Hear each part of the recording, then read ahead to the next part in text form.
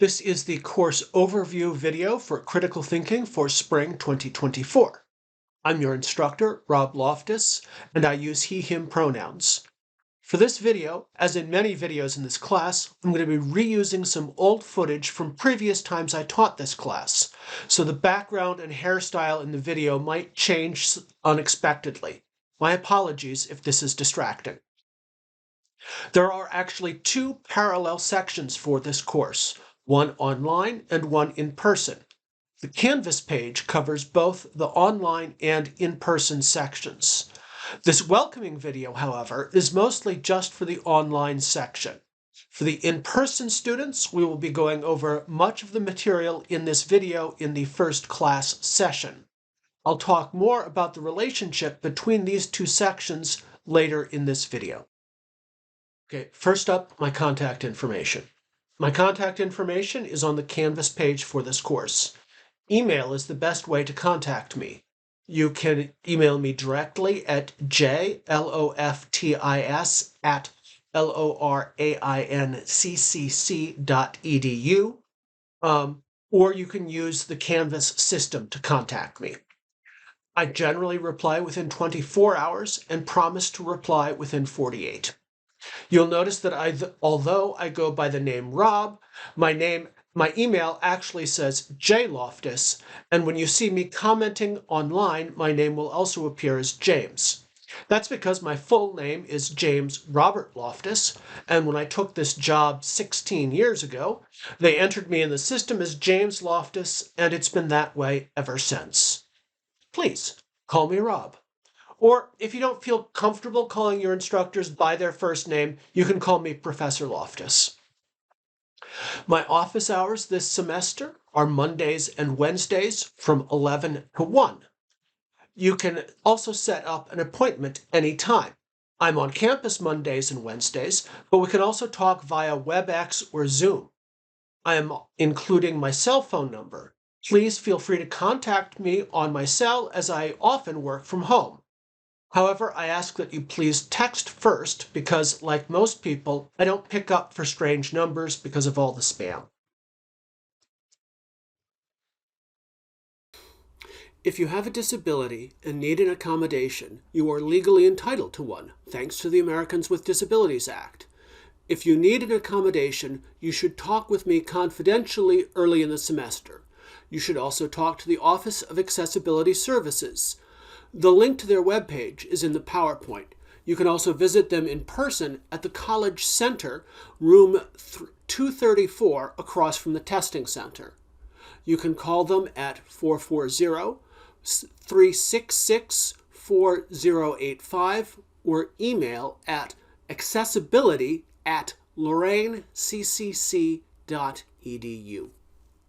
In general, the school offers an enormous number of support resources, both academic and personal, for students who need help for any reason at all. Most personal support resources are available through the Advocacy and Resource Center. You can contact them at arc@lorainccc.edu or by calling 440-366-4ARC. That's 440-366-4272. Their offices are on the first floor of the library. So what kind of personal and social support services are available?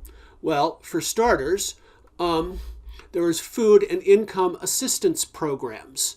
And I know in pandemic times these can be necessary for all kinds of people. There are utility assistance programs, there are childcare services, mental health, addiction, and personal counseling services, transportation. They can give you gas money if you, or get cards for gas money if you need help getting to school, housing assistance, legal services, and services for victims of sexual assault or domestic violence.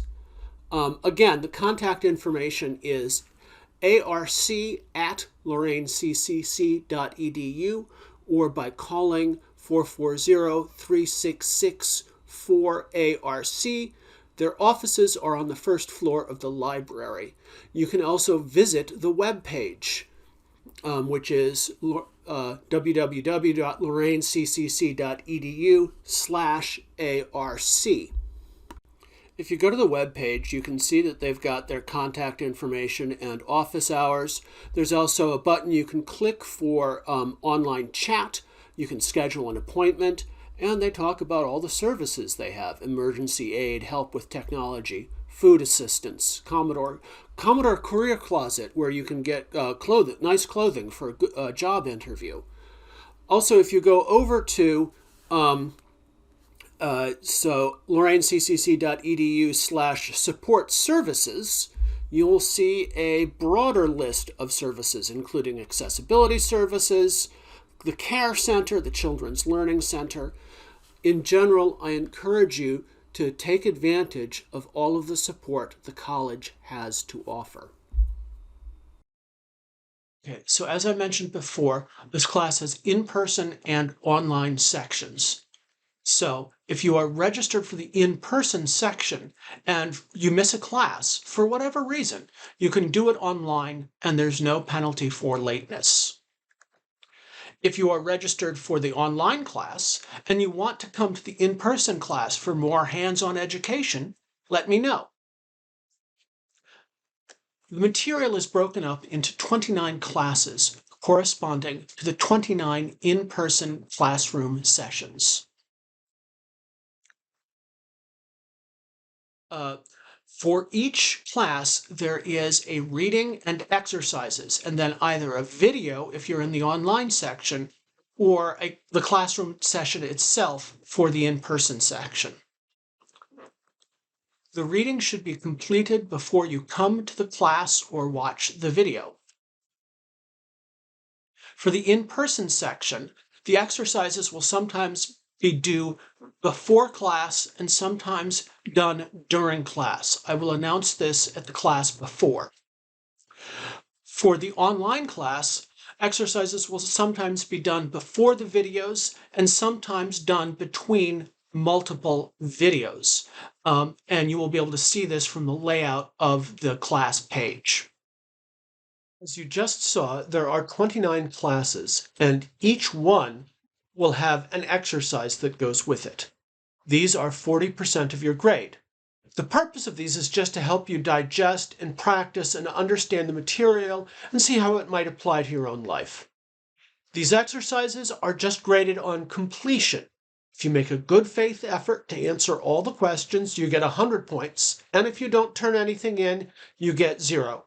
The average of all these 100s and 0s becomes 40% of your grade.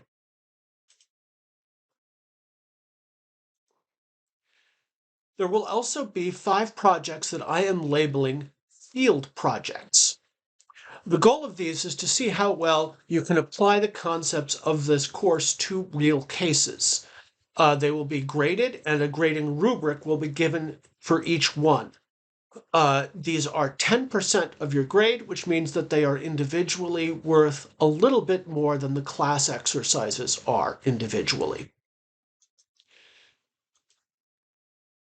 There will also be 5 tests, one at the end of each module of the course. These are 35% of your grade. For each of these, I will be posting a review sheet and a practice test.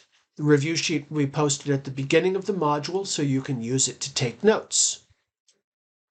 Finally, there will be a cumulative final exam worth 15% of your grade. This will just be over the material covered in the first 5 tests. So this is what the page for each class session looks like. As you can see at the top, there is a reading. It will be something that you can download as a PDF or a Word document. You don't need to buy any textbook for this course. And then beneath that are the exercises and the videos. So in this case, you've got some exercises. This is from a textbook I put together from an earlier version of this class from Free Materials Online. So I want you to, in this case, to do the exercises. And then there's a video from someone else named John Corvino I want you to watch. And then there's my video. The PowerPoint slides are here. And once you're done you can do you should submit the exercises. Each page is a Dropbox. You can upload the exercises or drag and drop them. Exercises. Students can, in either section, can turn in their problems online at any time. The deadline for each class exercises is set to the day that the in-person class is held. That's just because you need to set a deadline in Canvas, otherwise it doesn't show up on people's to-do list. There's no actual penalty for turning in problem sets late. I have a no-fault lateness policy. If you miss an assignment, just send me an email and to say, I've got a lot of stuff going on, but I'll get this to you on Thursday. And as long as you get it to me on Thursday, you're fine. So sometimes the exercises that we're going to be doing are the kinds of problems you might encounter in a more mathy or sciencey course where there are right or wrong answers, and they're probably called a problem set rather than an exercise. This will especially be true from problems from earlier versions of this course. For these, you don't have to get the answers right. You just have to try. For some of the newer exercises, I'm going to be asking you to reflect on how something we're talking about appears in your own life or in other things you've learned or things you see in the media. For these, there won't really be a right answer, so it doesn't matter. And again, I assign you a grade of 100% if you complete the assignment and 0% if you don't. Submitting the exercises. If you are in the in-person section, you can just submit them on paper in person. You may even be doing them during the class. If you are submitting them online, as I showed you earlier, you can write your answers in the word processing document and upload. If you want to write answers out by hand, that's cool too. You just write them out by hand and take a picture of it with your phone and upload that picture. Test modes. Unless you request differently, online students will take their tests online. In-person students will take their tests in the classroom. And students who require appropriate accommodations will take their tests in the testing center.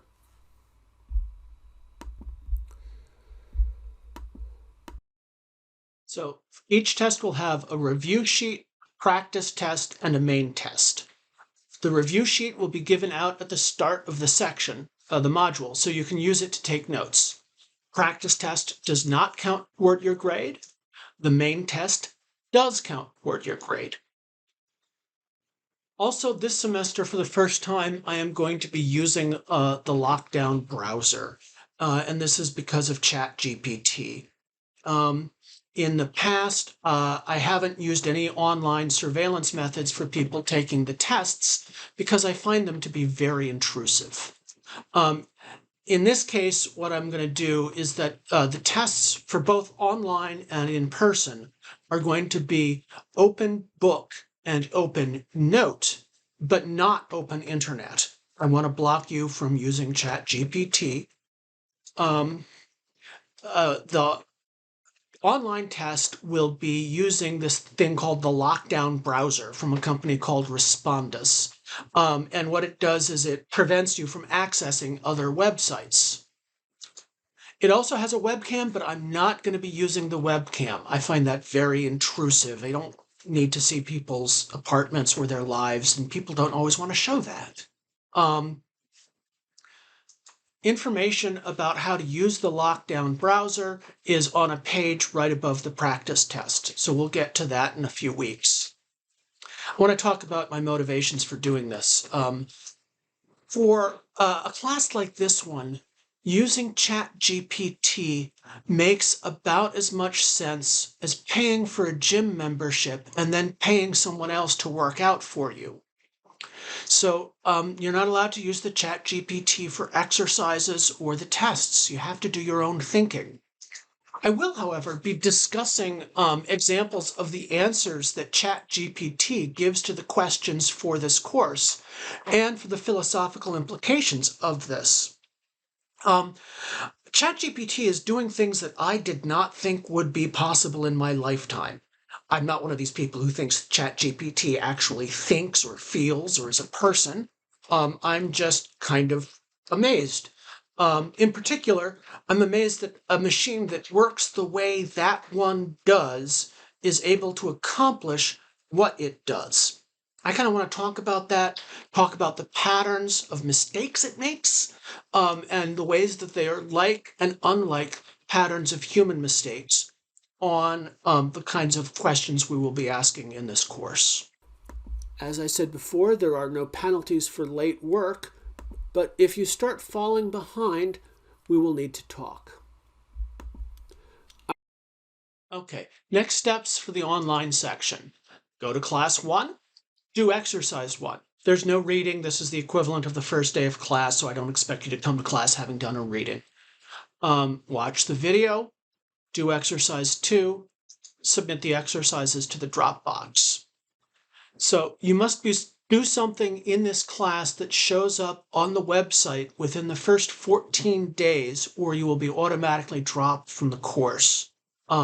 So the easiest thing to do is just to submit the class 1 assignment. Thank you, and I'm really looking forward to this semester.